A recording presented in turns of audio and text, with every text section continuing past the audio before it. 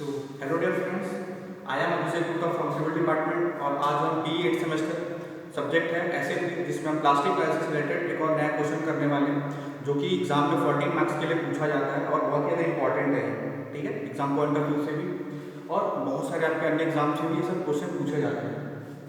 तो देखो क्वेश्चन क्या बोल रहा है, क्वेश्चन बोल रहा है एक फिक्स्ड एंडेड बीम है, दो जो बोथ एंड फिक्स्ड है, इस पे 1/3 स्पान पे एक 1/3 डिस्टेंस पे लोड लग रहा है दैट इज W, ठीक है, और आपका A से B जो लिंक है इसमें आपका MP की वैल्यू दी हुई है 2 MP और B से C आपके लिंक पे आपकी प्लास्टिक में कैपेसिटी की वैल्यू दी हुई है MP। A से B का जो डिस्टेंस है कितना L/2 और B से C की जो डिस्टेंस है कितना L/2, ठीक है। तो ये बचा हुआ है कितना हो जाएगा 2L/3 जानते हैं, ठीक है। हमको क्या निकालना है यहाँ पे कोलैप्स लोड, क्वेश्चन में बोला है कोलैप्स लोड कैलकुलेट कीजिए, ठीक है। तो देखो ये इतना आसानी से सॉल्व नहीं होगा, ठीक है, क्योंकि यहाँ पे देखो सबसे पहले हमको ये समझना पड़ेगा, कुछ पुराने कॉन्सेप्ट्स रिवाइज करने पड़ेंगे कि प्लास्टिक इंच कहाँ पे जनरेट होता है, उसके बाद ही हम इसको सॉल्व कर रहे हैं, ठीक है। तो देखो यहाँ पे प्लास्टिक इंच कहाँ पे जनरेट हो सकता है, तो देखो यहाँ पे दो केस बनेगा, कौन कौन सा केस बनेगा। पहला केस आपका बनेगा ABC, मतलब कि जहाँ प्लास्टिक इंच कहाँ पे जनरेट हो रहा है ये जानते हैं। एक तो हमेशा फिक्स्ड एंड पे हमेशा जनरेट होता है, ये मेरे को पता है। दूसरा कहाँ पे जनरेट होता है, जहाँ पे ज्योमेट्रिकल प्रॉपर्टीज चेंज होती है, ठीक है, जैसे क्रॉस सेक्शनल एरिया चेंज हो रहा हो, ठीक। और कहाँ पे चेंज हो सकता है, तो ये वाले स्थान पे, ठीक। और कहाँ चेंज हो सकता है, आपका प्लास्टिक इंच जनरेट हो सकता है अंडर द लोड। बट एक चीज आपको ध्यान रखना है क्वेश्चन सॉल्व करते टाइम इस टाइप के कि हम कभी भी एक साथ इन दोनों को कंसीडर नहीं कर सकते, इनको एक को अंडर द लोड, दूसरा क्रॉस सेक्शनल एरिया चेंज, ठीक है। तो ऐसे केस में हमको क्या करना पड़ेगा, हमको दो केस लेकर के सॉल्व करना पड़ेगा। पहला केस आपको ये रहेगा, पहले केस में हम ये करेंगे, हम ये मान के चलेंगे कि जो आपका प्लास्टिक इंच A, B और C में जनरेट हो रहा होगा, ठीक है। यहाँ से हम क्या करेंगे, कोलैप्स लोड की वैल्यू कैलकुलेट करेंगे, ठीक। जैसे A, B, C निकाल लिए उसके बाद हम क्या करेंगे, नया केस लेंगे that is A, B and C। यहाँ प्लास्टिक इंच जनरेट होगा और वहां से क्या करेंगे, कोलैप्स लोड की वैल्यू निकालेंगे। अब इन दोनों में जो भी सबसे मिनिमम होगा वो मेरा क्या होगा, डिजाइन कोलैप्स लोड, ठीक है, वो मेरा होगा क्या, कोलैप्स लोड, जो कि मेरे को निकालना है क्वेश्चन में, ठीक है। तो चलो शुरू करते हैं। तो सबसे पहले आपको ये जानना पड़ेगा, केस लिखना पड़ेगा कि कौन कौन सा केस यहाँ पे बनने वाला है। तो देखो मैं पहले केस 1 मान के चलता हूँ, केस A। केस A में कहाँ पे होगा, तो प्लास्टिक इंच आपका जनरेट हो रहा है, plastic hinge generates at A, B and C। इन 3 पॉइंट्स पे क्या हो रहा है, आपका प्लास्टिक इंच जनरेट हो रहा है, ठीक। तो देखो इसका कोई डायग्राम बनाते हैं, कैसा बनेगा, कैसा रिफ्लेक्ट होगा, कुछ ऐसा, ठीक है। A से B जो है आपका कैसा रोटेट करने की कोशिश कर रहा है, आपका clockwise that is theta angle से, और B से C जो लिंब आपका कैसा रोटेट करने की कोशिश कर रहा है, anti clockwise that is theta, ठीक। और C पॉइंट पे आपका जो प्लास्टिक मोमेंट की वैल्यू दी हुई है कितनी दी हुई है, MP, और पॉइंट A पे तो प्लास्टिक मोमेंट की वैल्यू कितनी दी हुई है, 2 MP, और अंडर द लोड कितना आएगा आपका MP, ठीक है, that is theta plus theta, है ना। और इस अंडर द लोड क्या है, कुछ डिफ्लेक्शन हमको निकालना है दैट इज डेल, ठीक है। इस लोड के कारण इस पॉइंट पे डिफ्लेक्शन हो रहा है, ठीक है। और यहां से आपकी दूरी कितनी है आपकी L/3, और ये बचा हुआ कितना हो जाएगा 2L/3। यहाँ पे कौन सा लोड लग रहा है, collapse load that is WC, ठीक है। तो सबसे पहले आपको क्या करना है, यहाँ पे डेल की वैल्यू निकालनी है इन टर्म्स ऑफ थीटा। तो देखो डेल क्या आ गया मेरा, del is equal to L/3 into theta, ठीक है। तो डेल में ऊपर चले कितना हो गया L/3 इनटू थीटा। अब हमको क्या करना है, इंटरनल वर्क डन कैलकुलेट करना है और एक्सटर्नल वर्क डन कैलकुलेट करना है by the help of principle of virtual work done. हमको क्या करना है, इन दोनों को इक्वेट करना है। तो एक चीज मैं आपको बता दूं, जो आपका इंटरनल वर्क डन कौन करता है, इंटरनली वर्क कौन कर रहा है, आपका प्लास्टिक मूवमेंट या फिर MP, ठीक है। मूवमेंट आपका इंटरनली वर्क करता है, मतलब मूवमेंट इनटू रोटेशन, ठीक। और आपका एक्सटर्नली वर्क डन कौन कर रहा है, आपका collapse load that is WC। तो क्या हो गया, क्या हो गया, लोड इनटू डिफ्लेक्शन, ठीक है। तो देखो सबसे पहले हम क्या कैलकुलेट करेंगे, इंटरनल वर्क डन। तो इंटरनल वर्क डन कैलकुलेट करेंगे that is IWD is equal to moment into rotation, तो देखो, तो मोमेंट क्या है, कितनी वैल्यू है, 2mp इंटू थीटा, तो ये हो गया आपका 2mp into theta plus mp into theta plus theta equal to क्या लिख सकता हूँ, 2 थीटा, यहाँ पे कितना होगा mp इंटू थीटा। इसको क्या करना है, सबको सम करना है, तो कितना आएगा यहाँ पे इंटरनल होगा m2mp theta plus 2mp theta plus mp theta equal to क्या आ गया 5mp थीटा। इसको क्या करेंगे हम, इक्वेशन 1 मार्क करके रखेंगे, ठीक है। अब क्या करना है हमें यहाँ पे एक्सटर्नल ऑर्डर, तो एक्सटर्नल ऑर्डर कौन सा है आपको पता है, एक्सटर्नली ऑर्डर कौन सा है आपका, कोलैप्स लोड इनटू डिफ्लेक्शन, मतलब load into deflection, that is load into deflection. तो WC इनटू डेल, और डेल के लिए आपने कितनी वैल्यू लेकर के रखी है, L/3 इनटू थीटा के इक्वल, तो यहां पे पुट कीजिए WC आ गया कितना आ रहा है इनटू L/3 इनटू थीटा, ठीक है। इसको क्या करेंगे हम, इक्वेशन 2 मार्क करके रखेंगे, ठीक है। अब क्या करना है मेरे को, देखो एक्सटर्नल ऑर्डर की वैल्यू कितनी है, WC into L/3 into theta, ठीक है। डेल की वैल्यू मैंने निकाली हुई थी, मैंने पुट अप कर दी। अब क्या करना है, इक्वेशन 1 और इक्वेशन 2 को क्या करेंगे हम, इक्वेट करेंगे by the help of principle of virtual order, ठीक है। तो चलो लगाते हैं प्रिंसिपल ऑफ वर्चुअल ऑर्डर, तो मैं इसको मिटा रहा हूं, इक्वेशन को रहने दे रहा हूं, ठीक है। इन दोनों इक्वेशन को क्या करना है, इक्वेट करना है, ठीक है। तो इक्वेट करते हैं, तो ये हो गया आपका EWD is equal to IWD, तो इक्वेट करो, तो ये क्या हो गया आपका WC into L/3 into theta is equal to 5mp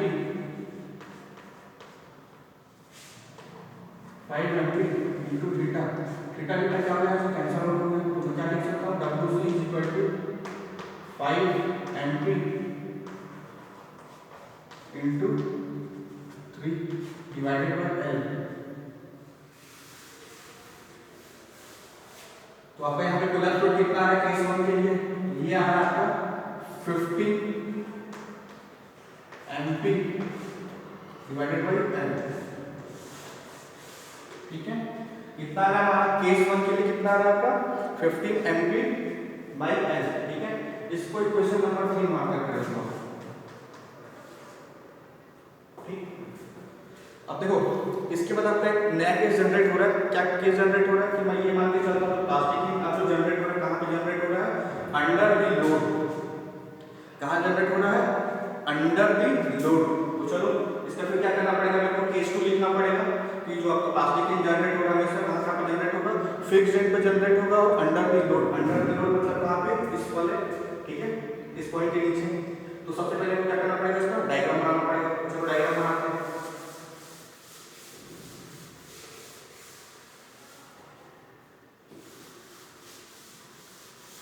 इसकी मैं वैल्यू लिख लेता हूं यहाँ पे, WC is equal to 15 mp,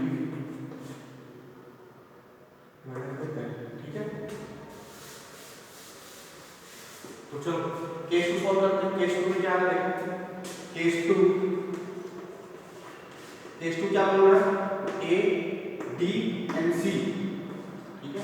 कहां पे जनरेट हो रहा है, plastic hinge generates at point A मतलब fixed end, point C fixed end point D under the load, under the load बोलो क्या करना है, ठीक है। तो उसका डायग्राम बनाएंगे, मतलब कि क्या होगा, कुछ ऐसा डायग्राम बनेगा, ठीक है। अब देखो A से जो D है, ये D कैसे घुमाने की कोशिश कर रहा है, क्लॉकवाइज, दैट इज θ1, और यहां से आपका डिस्टेंस कितना है आपका L/3, और यहाँ पे कौन सा लोड लग रहा है आपका, कोलैप्स लोड, ठीक। और आपका जो बाकी जो D से C है, ये आपका कैसा घुमाने की कोशिश कर रहा है, एंटी क्लॉकवाइज, दैट इज θ2 के इक्वल, और यहाँ पे कितना आपका प्लास्टिक जनरेट हो रहा है, दैट इज mp के इक्वल, ठीक। और यहाँ पे 2 mp, और अंडर द लोड कितना है आपका 2 mp, ठीक है। और ये हो गया आपका θ1 प्लस थीटा 2, ठीक है, और यहाँ पे क्या होगा आपका डेल, ठीक है। फिर वही हमको काम करना जो पहले करते थे, सबसे पहले क्या कैलकुलेट करेंगे, डेल निकालेंगे। तो डेल कैसे निकालते हैं आपको पता होगा, ठीक है। तो डेल निकालते, डेल की value in terms of theta, तो ये हो गया आपका डेल इक्वल टू, मैं लिख सकता हूँ L/3 into theta 1 equal to L, sorry 2L/3, यहाँ से आपका जो डिस्टेंस कितना है आपका 2L/3, ठीक है। ये हो गया आपका 2L/3 इक्वल टू थीटा 2, ठीक है। तो यहाँ से L/3 क्या होगा, कैंसिल हो गया। तो मैं कह सकता हूँ थीटा 1 मेरा आ रहा है, कितना आ रहा है, थीटा 1 जो आ रहा है किसका आ रहा है, 2 थीटा 2 के इक्वल आ रहा है, ठीक है। अब कभी भी जब मैं क्वेश्चन सॉल्व करूंगा और जहां कभी भी थीटा 1 में को मल्टीप्लाई करना पड़ेगा, उस जगह मैं क्या पुट कर सकता हूँ, 2 थीटा 2 पुट कर सकता हूँ, या फिर जहां पे भी थीटा 2 आएगा वहां पे मैं क्या पुट करना पड़ेगा, थीटा 1 डिवाइडेड बाय 2, ठीक है। तो चलो शुरू करते हैं, ठीक है। तो सबसे पहले इक्वेट करेंगे इंटरनल वर्डन और एक्सटर्नल वर्डन, ठीक है। तो अप्लाई करेंगे प्रिंसिपल ऑफ वर्चुअल वर्डन, अप्लाई करते हैं प्रिंसिपल ऑफ वर्चुअल वर्डन और कैलकुलेट करेंगे इंटरनल वर्डन। इंटरनली वर्डन कौन कर रहा है, मोमेंट, ठीक है, मोमेंट इनटू रोटेशन। तो ideal load is equal to, मैं लिख सकता हूं internal work done is equal to moment into rotation, ठीक है, मोमेंट इनटू रोटेशन। तो ये आ गया आपका 2mp into theta 1 plus 2mp into theta 1 plus theta 2, ठीक। और क्या आया है देखो, एक इस पॉइंट पे मैं plastic moment generator that is mp into theta 2, और मैंने क्या बताया था, जहां कहीं थीटा 1 आएगा वहां पे मैं क्या पुट करूंगा, 2 थीटा 2, तो पुट करो चलो यहाँ पे। तो आपको पुट करना पड़ेगा 2mp into 2 theta 2 plus mp, sorry 2mp plus 2 theta 2 plus theta 2 plus mp into theta 2। अब इसको क्या करना है, आपको फर्दर सॉल्व करना है। तो फर्दर सॉल्व करो इसको, दैट इज ये क्या हो जाएगा 4mp थीटा 2 प्लस ये क्या होगा 3 थीटा 2, ये क्या होगा 6,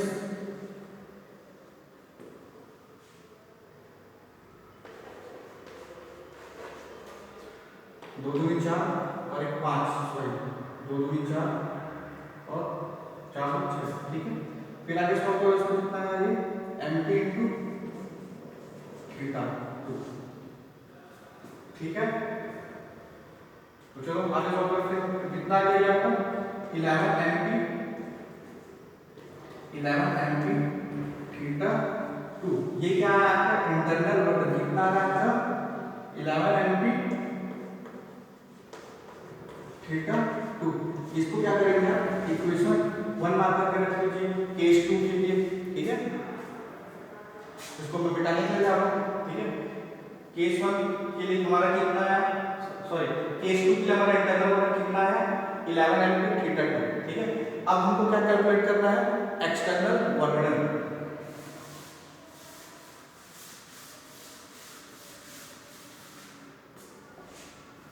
तो एक्सटर्नल वर्डन कैलकुलेट करो। एक्सटर्नल वर्डन क्या होता है आपका, लोड इनटू